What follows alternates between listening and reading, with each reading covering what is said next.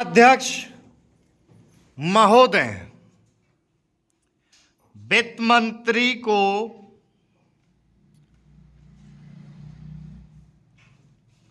देश की आर्थिक स्थिति और निर्धनता के संबंध में जितनी जानकारी प्राप्त होती है उतनी किसी अन्य मंत्री को संभव नहीं होती। बजट बनाते समय वैसे तो बजट में आय व्यय का ब्यौरा होता ही है, लेकिन मूल रूप में देश की आर्थिक नीतियों में किस प्रकार का परिवर्तन हो तथा किस मार्ग पर वह देश को चलाना चाहते हैं, सरकार का लक्ष्य क्या है। इन सब नीतियों का बजट में विवरण होता है। हमारे वित्त मंत्री चाहे जिस पद पर भी रहे हों, चाहे वे मुख्यमंत्री रहे हों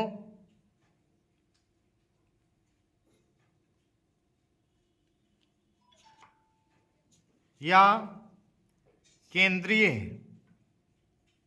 सरकार में रहे हों, उन्होंने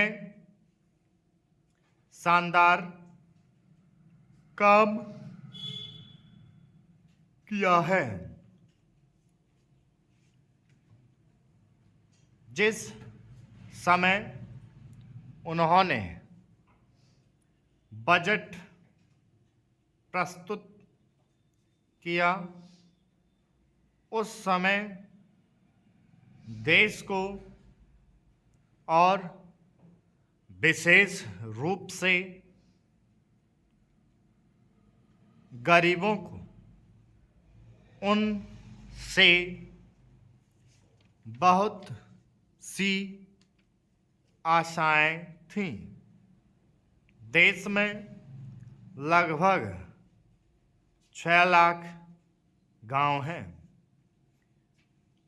उनमें जो बेरोजगारी है, गरीबी है, उसके संबंध में देश की जनता को उनसे बड़ी आशाएं थीं और जनता देखना चाहती थी कि इस अवसर पर सरकारी नीतियों के द्वारा देश को वे क्या मार्गदर्शन देना चाहते हैं। इस दृष्टि से तीन महत्वपूर्ण बातें इस समय देश के सामने थी। देश का आर्थिक विकास तेजी से हो, अधिक लोगों को काम मिल सके और मूल्यों में स्थिरता आए। जहाँ तक इन तीन उद्देश्यों का संबंध है, हमने देखा कि उस ओर कुछ प्रयत्न हुए हैं, विशेष रूप से गरीबी हटाओ के संबंध में।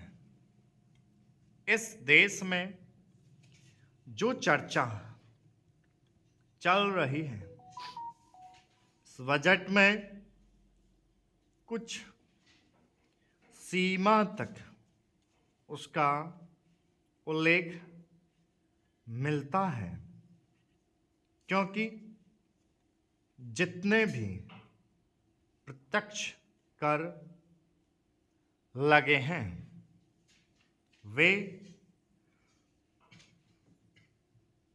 ज़्यादातर धनी लोगों पर और विशेष रूप से शहर के लोगों पर लगाए गए हैं।